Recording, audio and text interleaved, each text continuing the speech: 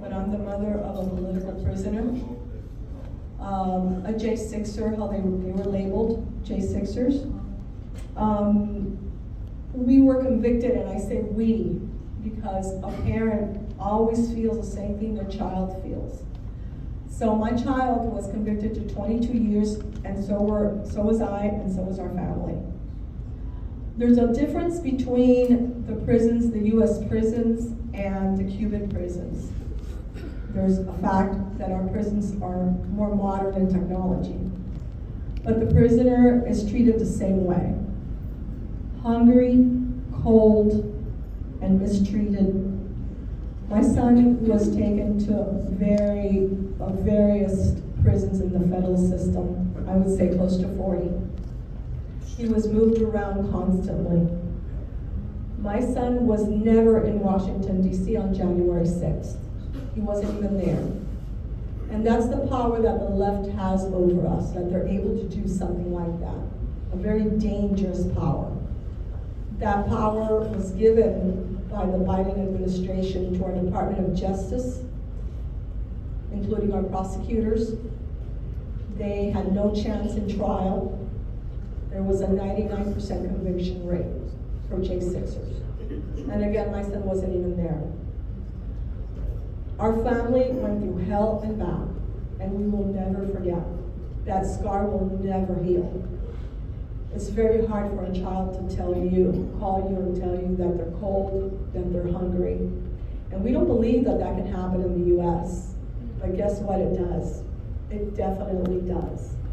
And they were labeled, and they were in jail with all the rest of the killers, all the rest of the rapers, all the rest of the drug dealers, and the drug traffickers.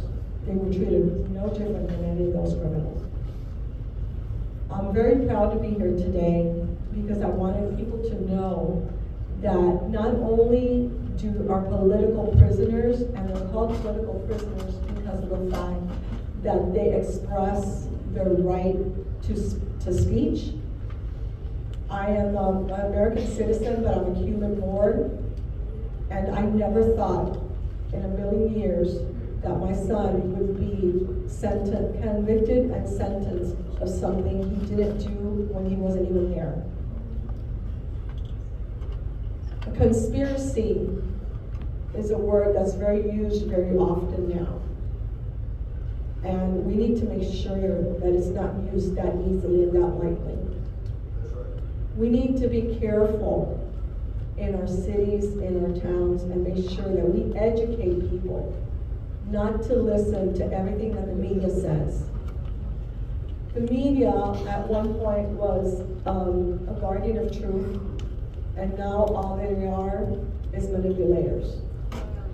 When you want to know about something, call a person, not only listen to the radio and not only listen to the TV or to stories. Make sure you know the person before you judge. Otherwise, we're doing the same thing that DC judges did with our men, with our J6 community. I ask you to all please care. Please pray to God that our country continues in the correct path. And most of all, be nice to each other.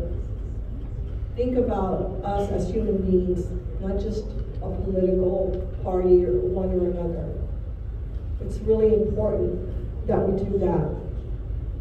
We voted in November. We stand behind our vote. We stick with our plan, the plan that we voted for.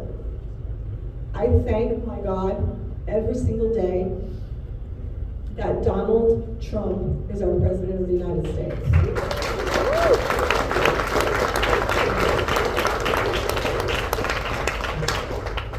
The President of the United States gave our life back to my family, to my son, and to all the other J6ers. We don't have that opportunity in Cuba right now. But we need to have that opportunity. We need the government to help us. We have a lot of young blood in our prisons in Cuba now. We need help with that. We're a step away from communism here. Let's not let that happen. We will not kneel.